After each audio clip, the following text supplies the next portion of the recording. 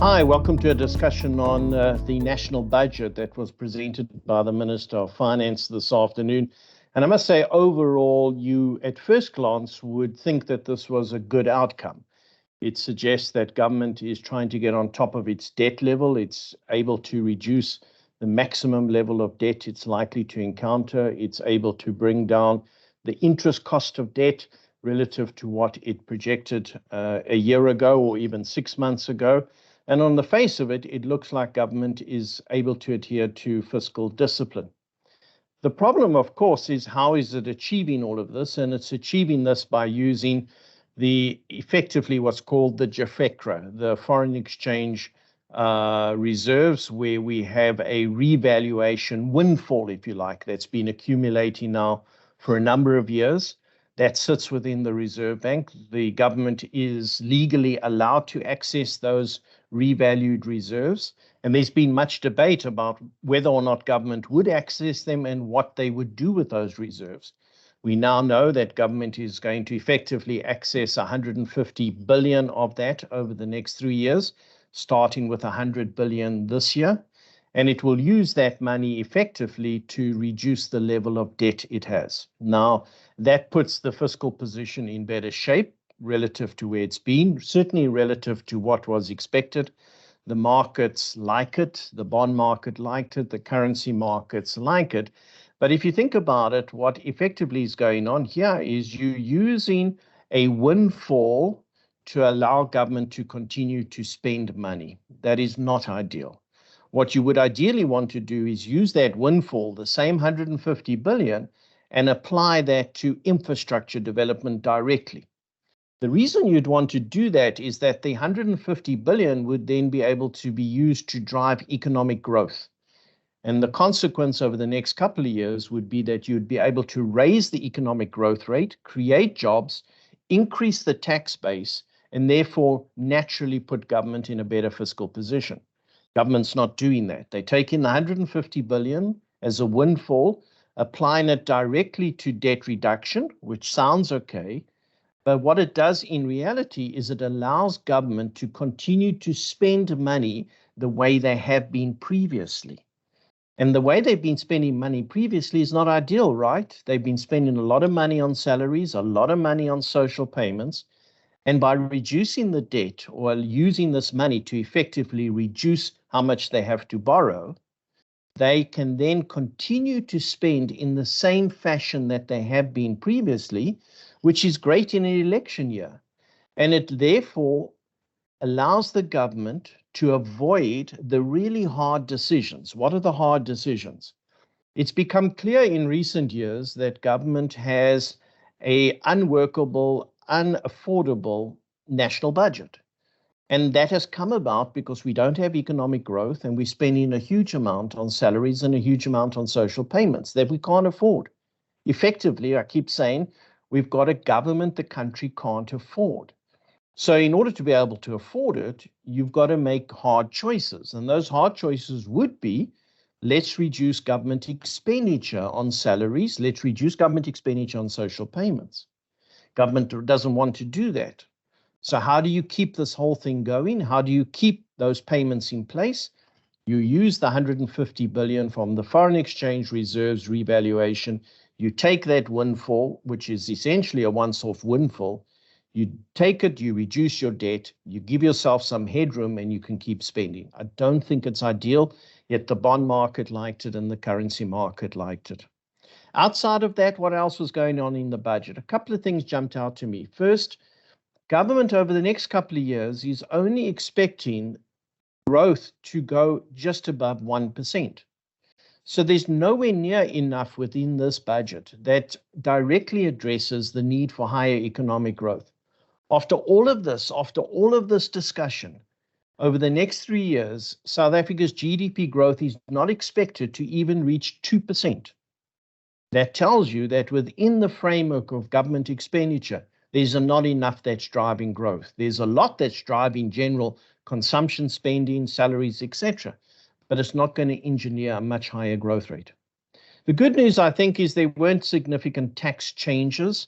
We know that government is always under pressure to collect more revenue, and they will collect more revenue, but they can do that without directly increasing things like the VAT rate or the personal income tax rate or the corporate tax rate. The way they're doing it mainly is by simply not adjusting for the impact of inflation. So as inflation goes up, it tends to push people into higher tax brackets. In order to keep things fair, government should then adjust the tax brackets to allow for the impact of inflation, what's called fiscal drag or bracket creep. Government may decide to do that, or it may decide not to do it. This year it decided not to do that. And effectively, it means that the individual will be paying more tax without government actually increasing the tax rate. Now, that's clearly not ideal, but it's better than any particular increase in actual tax rates. There was no increase in the fuel levy or road accident fund, which has become pretty much the pattern now in recent years, and that's got a lot to do with the fact that those taxes have gone up dramatically in previous years. There was also no other real abnormal tax changes that we would be particularly concerned about. So yes, we saw some increases in excise duties, the so-called sin taxes, but I think that's pretty much expected. So from a tax point of view, I would say no big surprises, no substantial adjustments, but ultimately the individual is going to end up being somewhat more under pressure relative to what they've been previously. In terms of the expenditure, government is trying to adhere to expenditure ceilings, right? It's trying to control the overall increase in expenditure. But you still have this problem that has been around for a number of years, and that is that money keeps being diverted away from capital expenditure into consumption expenditure. And that continues on. This budget emphasize that. You increasing salaries at a fairly rapid pace, that component is rising, but you are taking a lot of money away from potential infrastructure or capex spending in order to help fund that. And so it's not a problem of the total expenditure. It's got more to do with the composition of expenditure. Yes, of course, you're allocating the expenditure to all the various government departments, and I wouldn't be critical of that allocation. Where I'd be critical is when the money goes to those individual departments, what is it being used for? Is it being used to drive reforms, to drive capacity, to deliver better service, or is it the majority of it simply going on consumption? And absolutely, right now it's mostly going on consumption. So you end up with a budget deficit that is manageable at least. It's not well under control. You would ideally want your fiscal deficit or your budget deficit to be below 3% of GDP. That's not the case. It sits at in the order of 4.9%. It is still expected to get better over the next couple of years, but you would say it's still not at the level that is ideal in order to demonstrate fiscal discipline. To the credit of government, what they're able to show is that they are now running a primary budget surplus. What does that mean?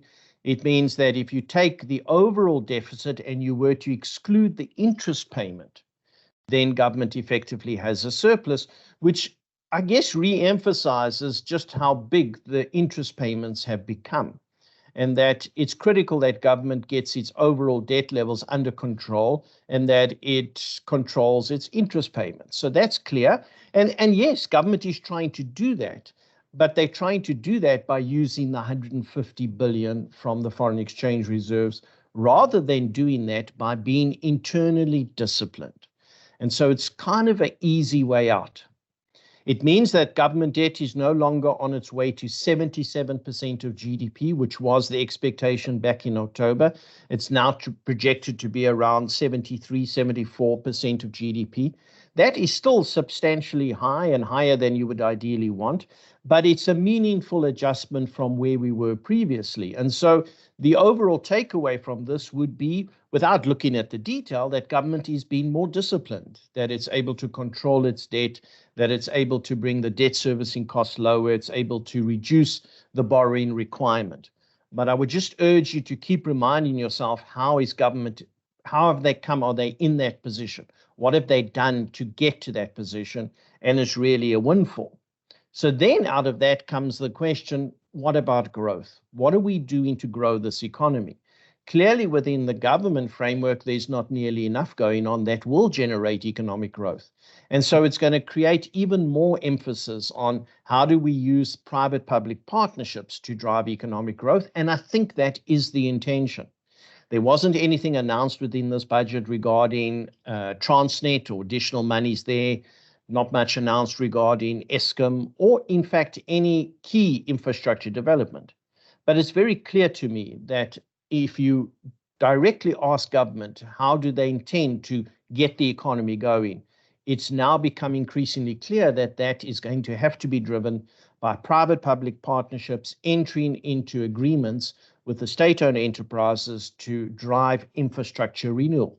And that's fine. As long as we can implement those changes rapidly, we can get the deregulation in place, and we can draw the private sector in.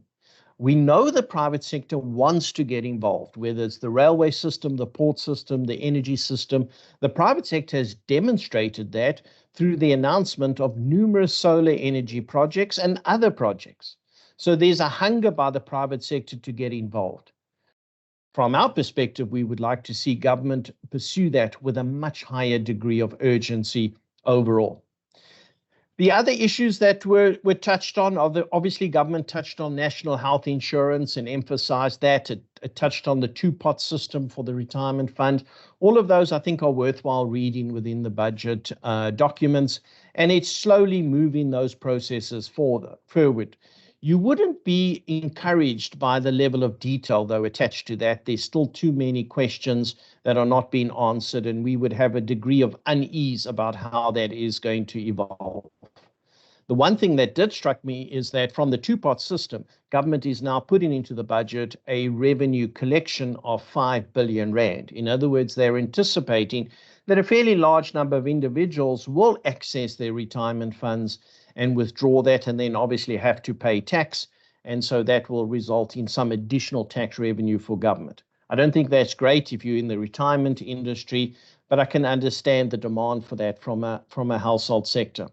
So overall, you would say that the budget is, I guess, mostly in line with expectations, particularly in terms of tax changes. The biggest surprise was the extent of use of the JAFECRA account, the foreign exchange account. I think that is going to be heavily debated over the coming weeks and digested as to how exactly is that going to be managed and what does it mean for the future.